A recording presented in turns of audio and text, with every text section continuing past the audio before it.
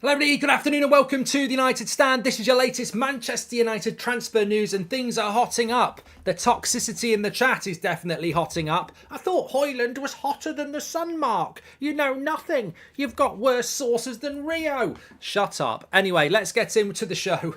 Not nice to tell people to shut up at the start of the video, is it? But look, we've got lots to get into. A few updates coming in from The Athletic, Amrabat, HOJLUND, Muani, Onana, ELANGA. There's a lot to get into actually today, this afternoon, this Thursday afternoon, and we're live on a 2 o'clock show, which I haven't done for a while. They're normally pre-record. So welcome if you're watching. Quite excited about this one, and there is a lot going on.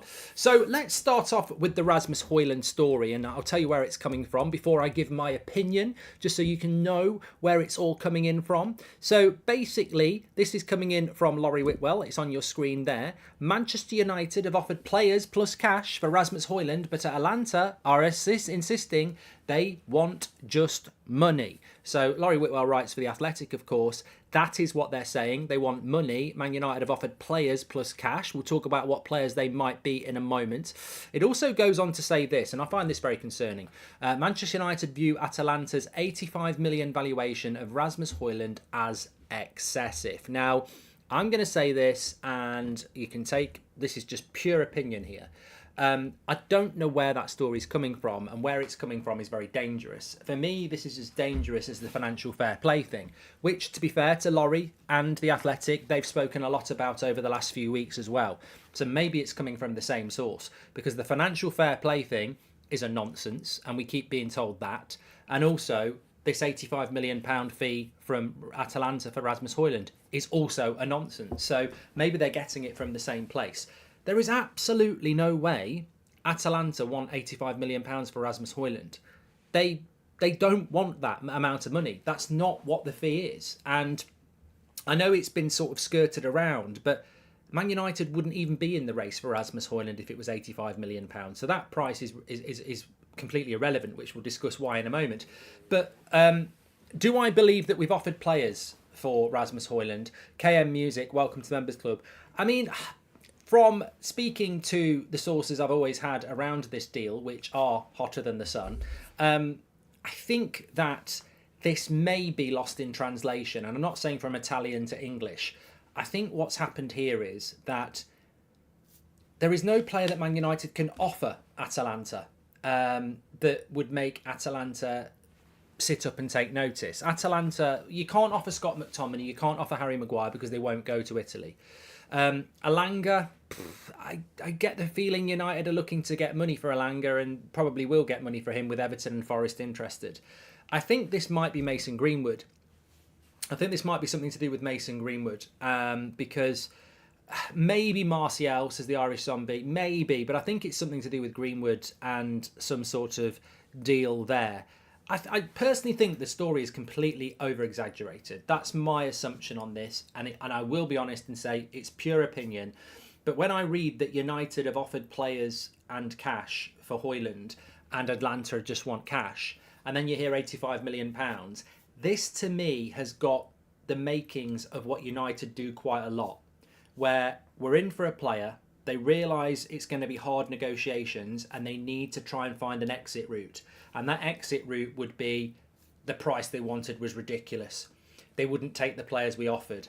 That's how I read this, because my source around the Atalanta thing is not Manchester United. It isn't. And we've been talking about this for over a month. And we've always been told Rasmus HOJLUND to Manchester United is hotter than the sun because the player wants to come to Manchester United, Erik ten Hag wants him, and Man United are working on that deal. And that is, you know, the reason it's hotter than the sun is because it's actually being worked on, and he's actually a priority for Ten Hag, and he actually wants to come. In relation to fee, the fee has always been between 40 and 50 with add-ons. £85 million. I mean, maybe the add-ons reach 85 million. I don't know, but Atalanta do not want £85 million outright because they also know he's not even had a full season in Serie A. He's not an £85 million striker. So the 85 million thing is just a worrying red herring that doesn't make any sense. And as for offering up players, the last I heard, the only player that Atalanta would consider taking is Ahmad, and we're not looking to offload Ahmad. So I feel that the story is developed into £85 million price tag, and they've rejected players that we've offered. I think the truth is they want between 40 and 50 million, and they don't want it to get reduced by taking Greenwood on loan for a year. And I think the truth is probably more what I've said than the other thing. When you said hotter than the sun, did you mean during a British winter? I'm only joking before anyone flips. Says Joshua Bellwater, thank you very much. And Andy Weatherall, thank you very much there. So, look, Manchester United, you could check out and cash your chips, actually. Manchester United, and I like the way that Wellbeing says Gakpo 2.0. You could add João Felix in there. You can add Kim Min-jae in there. You can add Rabiot in there. You can add Harry Kane in there. The difference with Manchester United under Erik ten Hag is that when we talk about players, we're talking about players that he actually wants to sign. I think a few years ago, we were talking about players we were never in for. These are players that he actually wants that the club don't deliver. Cody Gakpo, Rabiot, Kane, Kim Min-jae. And, we are in the same situation that we were with those players. We're deep into negotiations. The player wants to come. Erik ten Hag wants him. The club will sell. But can United get the deal over the line? And that's just where we are. And, when people start mocking and saying, you said he was going to sign for United. I never said 100%. I said this deal was hotter than the sun. And that means what I said. Before anybody else was saying it, we are after him. We are negotiating for him. Ten Hag wants him. And that's that. I can't negotiate the deal. I wish I could. I can't negotiate the deal. Neither can you. And that is why I would never say 100% about United, because we are capable of dropping the ball in any scenario.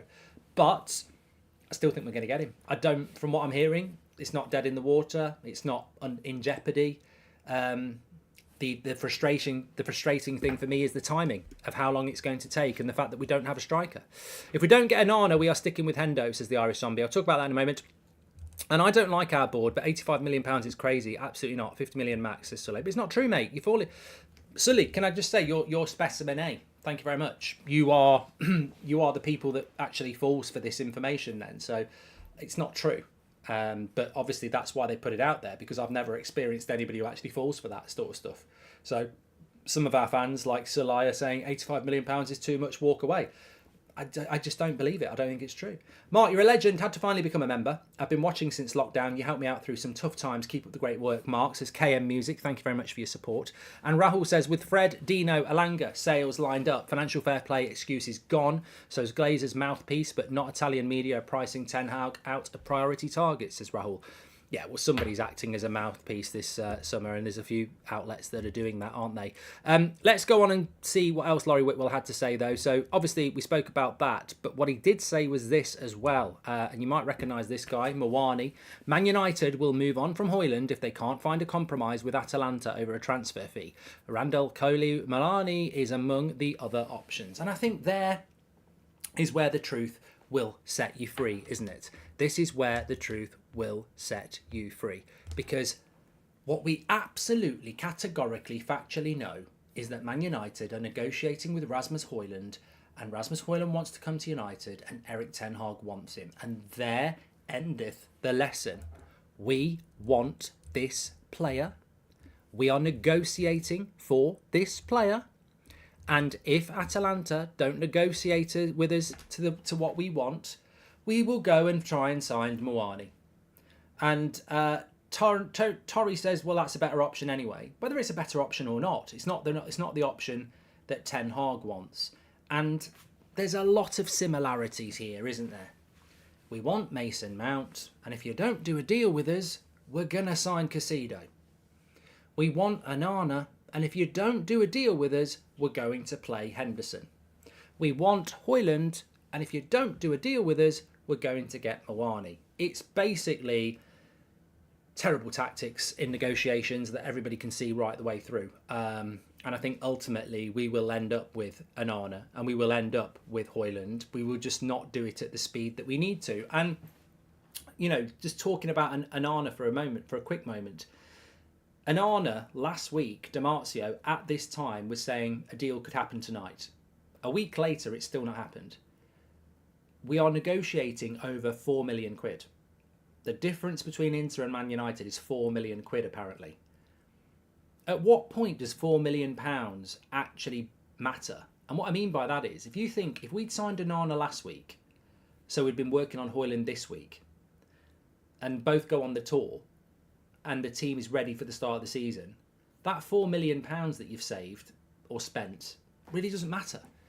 You're telling me, you know, a couple of goals from HOJLUND are going to be worth more than 4 million quid in our season. 3 points is worth more than £4 million to Manchester United. So all these long protracted negotiations to save yourself 4 million quid, actually, if it costs you points at the start of the season, you'd have been better off paying the 4 million quid. I'm so worried if we can't get HOJLUND. Imagine next season with another free transfer, 30-plus striker. Not good. How much was Mawani? Says SK. Well, look, in relation to Mawani, I would never have refused Mawani and HOJLUND both. I think both would be quite good, and I think that. But I don't think we're in for both. And I think Mawani is a player that has certainly always been on the list for Erik ten Hag, and I'm not going to dismiss it. I think the bigger danger for Manchester United, if I'm being honest, I don't see this situation. I don't see United walking away from HOJLUND and buying Mawani and HOJLUND staying at Atalanta. I see HOJLUND signing for Manchester United.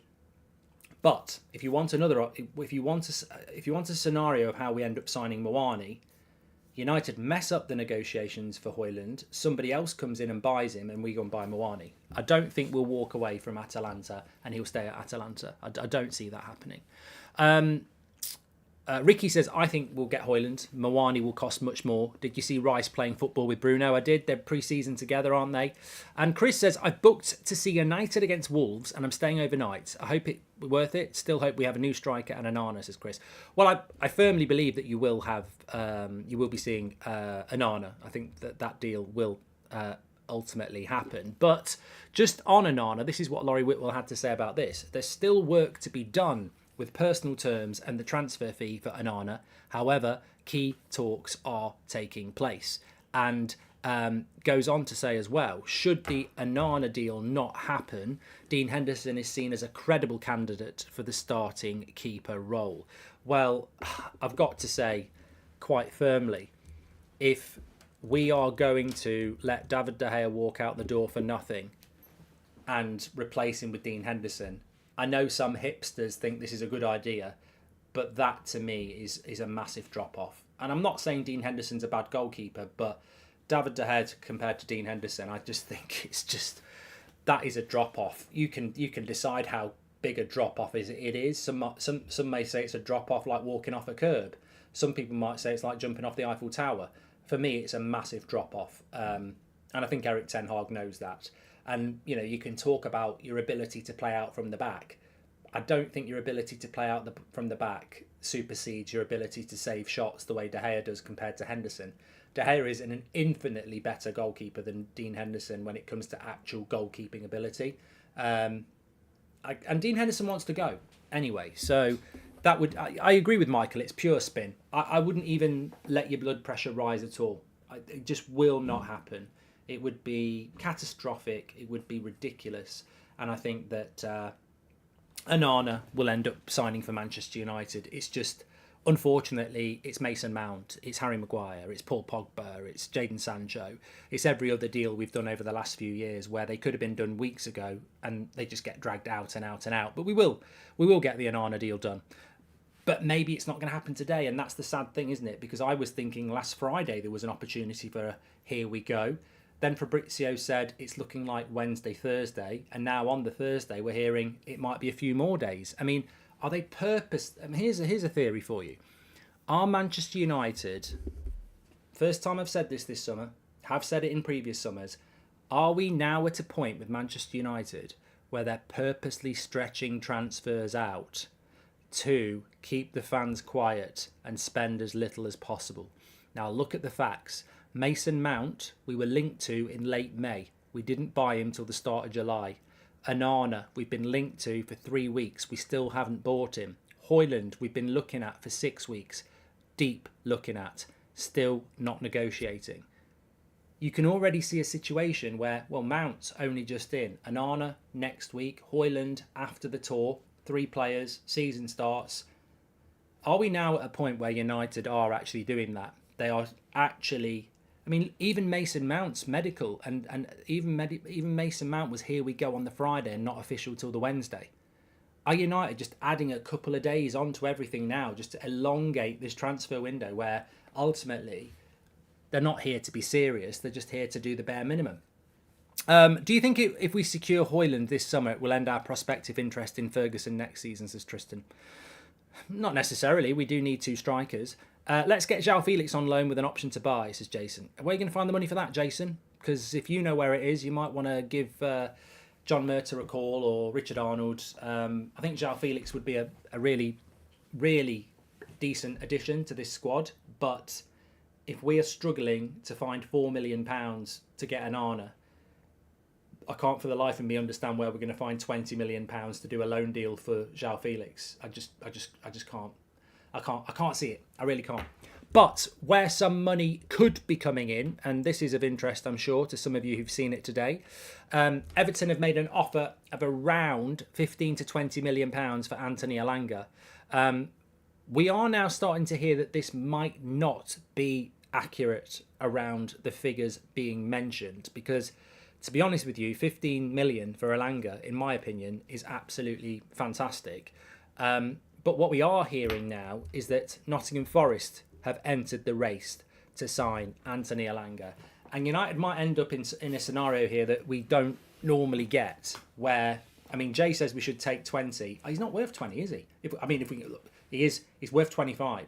But the reality is, if you've got Forest and Everton who want Elanga, and we can push that up to £20 million, that's probably another 10 more than I thought we would get for him. So, and you know what, I'd be pleased for Elanga if he got the move, because I do think there's a player there that's just not been developed. But I don't know how he's worth 20 million. I mean, what has he done? He's done nothing. I don't think he's scored a goal in over a year, has he? Wasn't it his last goal, February 2022? So if we can get £20 million for a player like that, you are really doing it on reputation. So encouraging that there is potentially a bit of a bidding war going on here between Everton and Nottingham Forest for one of our players. DJ Dan Adams, thank you very much for your super chat.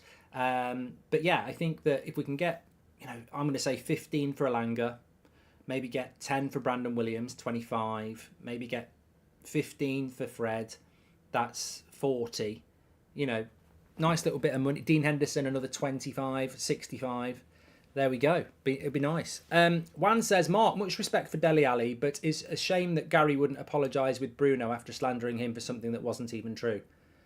Juan, don't do that. You're ruining the story there. You can't do that, Juan. I mean, look, at the end of the day, I said it this morning and I'll say it again. Should we sign Dele Alli? Should we sign Dele Alli? Of course we shouldn't. I don't think he's good enough. What's wrong with what I've just said?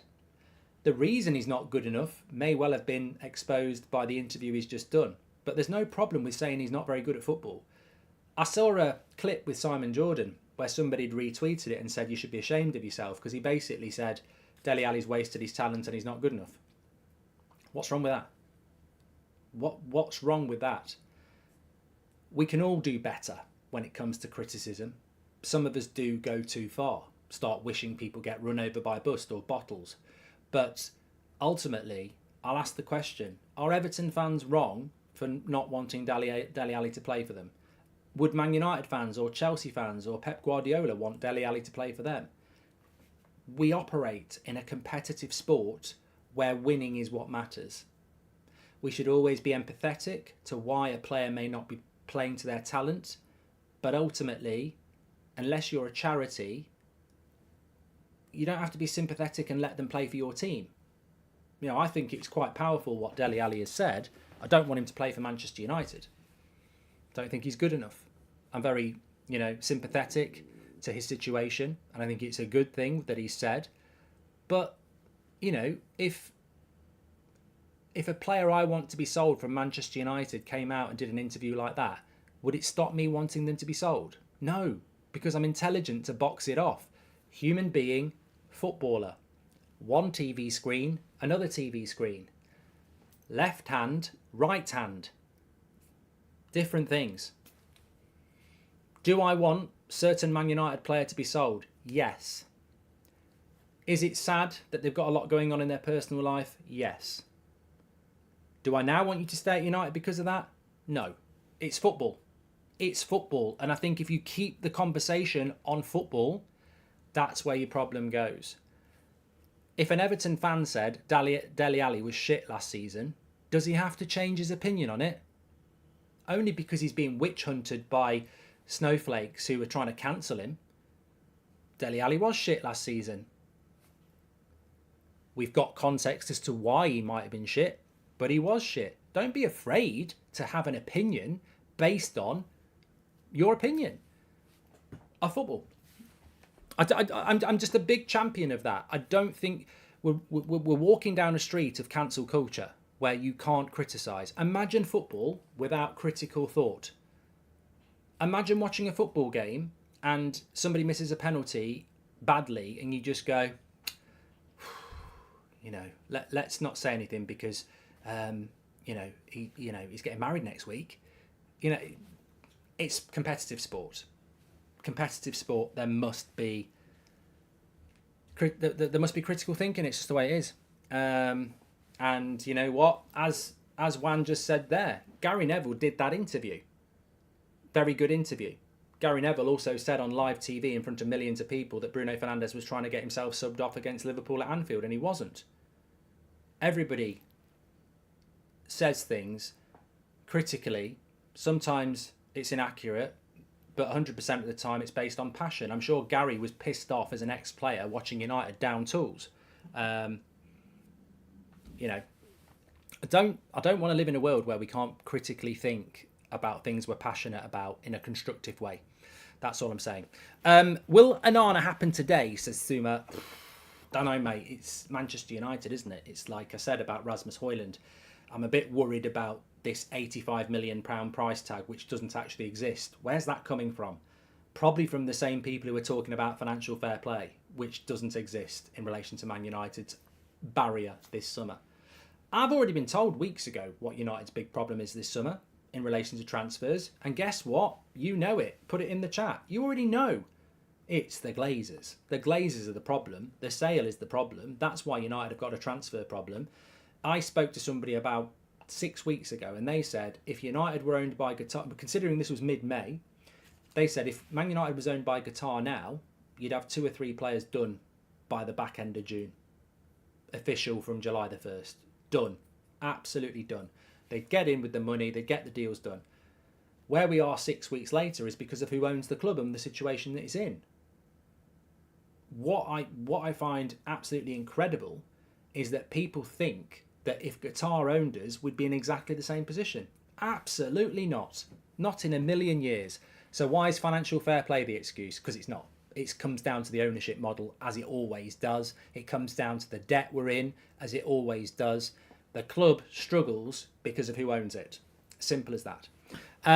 We've also had a super chat from David who says, all this spin to try and save a few quid. Look how much they potentially lose from making terrible sales, says David Sherwin. Yes, exactly. It's a difficult one for United at the moment. Somebody just said, you don't seem your normal self at the moment, Mark. Well, I think July grabs everybody. I said this a couple of days ago. July is always... I noticed it in the chat a few days ago. It was quite toxic. But actually, I think sometimes I'm, as a fan, I'm probably the same as you. And I'm like, I actually feel quite... I feel quite disheartened, is the honest word. I watched United last night and I enjoyed it, but it concerned me. I was thinking about who's to come back, where the holes are in the team. Mason Mount, that's it. That's the only player we've brought in. I'm still seeing Brandon Williams in the squad. I presume Eric Bailly and Tellez are still going to be training. Harry Maguire comes back at the weekend with Scott McTominay. Fred's still there. And you go, I don't see anything from last season that's going to be different this season at the moment. But I see teams from last season that are going to be better. Man City and Arsenal are already ahead of us. And I think it's very clear that Chelsea and Liverpool are going to improve as well. So at the moment, I'm just a little bit disheartened because it's feeling like, I hate to say this, but I think last summer was more exciting than this summer, because we bought 5 players, didn't we? At the moment, I feel like I feel like we're on the cusp of a step back. This summer transfer window looks like it's going to be worse than last year, and yet it needed to be better. And I feel for Ten Hag, because it's clearly not the summer that he wanted. But I'm looking at it and I'm going, where's the bloody striker? You know, get the goalkeeper in. Where's the centre back? Where's the second midfielder? I mean, I think it was Laurie Whitwell who said it as well. I think I've got it here somewhere. I'm sure he did say it as well. Where was it? It was something about Amrabat. I'm pretty sure he said something about Amrabat. Here we go. Yeah. Manchester United do have an interest in Amrabat, but they would have to sell players before any deal can happen. I mean, that's terrifying on 2 levels. 1, you've got to sell to buy, which is always a concern. And 2, Amrabat's about 25 million quid. We've got to sell to raise 25 million quid. Manchester United, we've got to sell to find 25 million pounds. You know, 25 million pounds in the modern game is absolutely no money, which means we've got absolutely no money. So anyway, look, we'll be back at 8 o'clock. Thanks everyone for watching. Make sure you smash a like on the video and subscribe. Get your comments in below. What I would say is that I do think that Onana is going to happen. I just don't know when. I do think that HOJLUND's going to happen. I just don't know when. But as always, I think we've been fed a lot of crap this summer about things we're not doing. Like Atalanta are not asking for £85 million. Financial fair play is not the reason United aren't buying players. We didn't go and speak to Casido when we were trying to get Mount. We didn't do it. It's just there's a lot of stories. We're playing games in the media, I think, this summer, Man United. I don't know where it's coming from. Might not be coming from Man United. Might be coming from agents. Might be coming from the manager. I don't know. But we are playing games in the market that are not true. And £85 million for Rasmus HOJLUND, that's just not true. Take care, everyone. Make sure you smash a like on the video. I'll speak to you all soon.